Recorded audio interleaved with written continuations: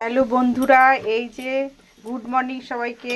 এই যে আজকে সকালে এই যে তিতো উচ্ছে দিয়ে মাছ দিয়ে হয়েছে। এটা একটু ঝোলটা বেশি হয়ে গেছে। দাঁড়াও, আমি আসছি দেব। আর এদিকে রাঁধুনি ফোড়ন দিয়ে আলুটা ভেজে জল দিয়েছি, এটা মাছ দিয়ে দেব। এই যে মাছটা দিয়ে দিচ্ছি, এটা দিয়ে পেঁয়াজকলিটা ভেজে রেখেছি, পেঁয়াজকলিটা দেব। একটু পরে পেঁয়াজকলিটা দেবো। এটা দিয়ে মাছটা একটু জাল হলে, পেঁয়াজকলিটা তো খুব নরম, তার জন্য এটা দেব। আর এদিকে এই যে জানি না, যাও ওদিক যাও। আর এদিকে এই যে টমেটো কেটেছিলাম, এর মধ্যে এই যে চিংড়ি মাছ ভেজে রেখেছি, টমেটো সর্ষে ফোড়ন দিয়ে রেখেছি। আর এই ভাজা চিংড়িটা দেব অল্প করে।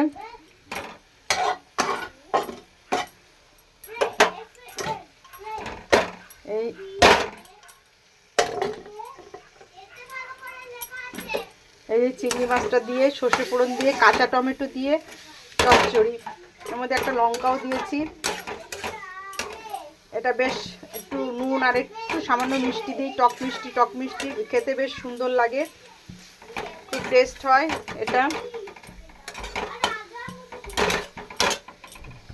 এটা মাছটা জাল হলে এর মধ্যে পেঁয়াজ কলিটা দিয়ে দেবো একটু। আর এই টক, আবার এই পাশের ঘর থেকে কাকু একটু মোচা দিয়েছে। রান্না বান্না, আরও তো ডাল রয়েছে ফ্রিজে। এই রান্না, এই আলুটা গলে গেলে এর মধ্যে আর একটু জিরের গুঁড়ো দেবো। একটু সাদা সাদা লাগছে, একটু হলুদ দেওয়া হচ্ছে।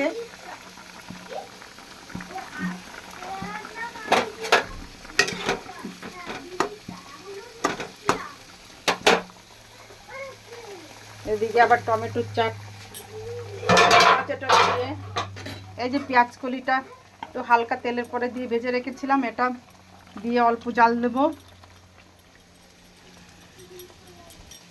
এই যে পেঁয়াজ কলিটা দিয়ে দিলাম।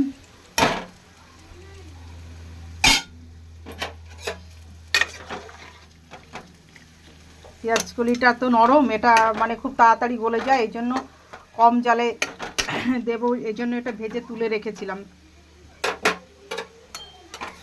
আর এদিকে চাটনিটা আমি হাতে ফোন ধরে রেখেছি, কড়াইতে পুড়ে যাচ্ছে, এটা লেগে যাচ্ছে। ওকে, আমার এই চাটনিও প্রায় হয়ে গেছে।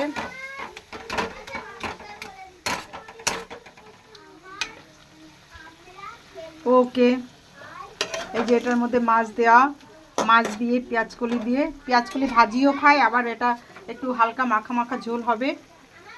ওকে, বাই।